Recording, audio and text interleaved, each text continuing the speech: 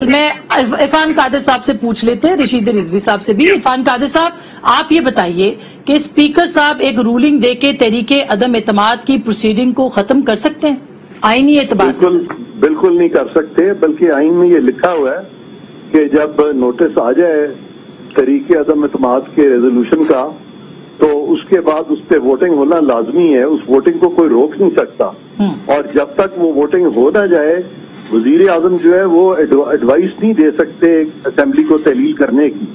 اور اوپر سے انہوں نے اس کا نام دے دیا چیف جسٹس گلزار بیچارے کا، تو وہ بھی خام خواہ مطلب اس سے یعنی ایک امپریشن یہ جا رہا ہے کہ ایز اف یہ کورٹس کو بھی خوش کیا جا رہا ہے، جبکہ معاملات آلریڈی عدالتوں میں بھی چلے گئے ہیں۔ تو سب کچھ یعنی کانسٹیٹیوشنلی بالکل یہ انہوں نے غلط کیا ہے، اس میں کوئی اور دو رائے ہے ہی نہیں۔ اب میں سر چھوٹے چھوٹے سوال پوچھتی ہوں آپ سے عرفان قادر صاحب۔ ایک تو آپ نے کلیئر کر دیا کہ اسپیکر کی رولنگ جو ہے وہ غیر آئینی ہے، دوسرا غیر آئینی ہے، ان کو اختیار ہی نہیں ہے، نہیں ہے اختیار۔ دوسرا سر، کیا پرائم منسٹر اسمبلی توڑ سکتے تھے؟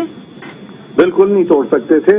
اس لیے نہیں توڑ سکتے تھے کہ اگر آپ ایکسپلینیشن دیکھیں آرٹیکل 58 کا تو اس میں لکھا ہوا ہے کہ جس وزیر اعظم کے خلاف ریزولوشن نوٹس آ جائے نو کانفیڈنس کے ریزولوشن کا، وہ وزیر اعظم اسمبلی نہیں توڑ سکتا، اور جب تک کہ اس ریزولوشن پہ ووٹ نہ ہو جائے، آج تک اس ریزولوشن پہ ووٹ نہیں ہوا، وہ توڑ ہی نہیں سکتا۔ اور افسوس یہ ہے کہ یہ اتنا بڑا اسٹیپ صدر پاکستان نے بھی لا نہیں دیکھا، انہوں نے بھی لا نہیں دیکھا، عدالت 2-3 دن سے بیٹھی ہوئی ہے۔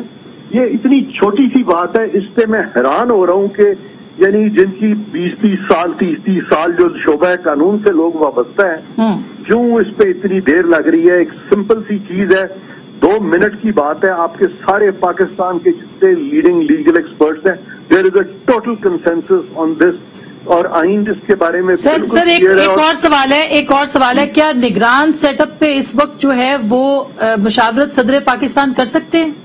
بالکل نہیں کر سکتے، بالکل یہ غلط ہو رہا ہے سارا کچھ۔ اور میں سمجھتا ہوں کہ اگر اسی طرح چلتا رہا تو یہ سارے کا سارا آپ کا یعنی پارلیمنٹ بھی غیر آئینی طریقے سے اگر اس طرح چلتی رہی اور عدالتیں بھی اگر اسی طرح سے اگر وہ صحیح فیصلے ان کے نہ ہوئے اور ان کے آپس میں انکنسسٹنٹ فیصلے ہوئے جیسے کہ ماضی میں ہوتے رہے ہیں، تو پھر خود ہی عدالتوں کے فیصلے ہیں کہ جب اس طرح کا انتشار پھیل جائے تو منظم قوت جو ہے وہ سامنے آئے۔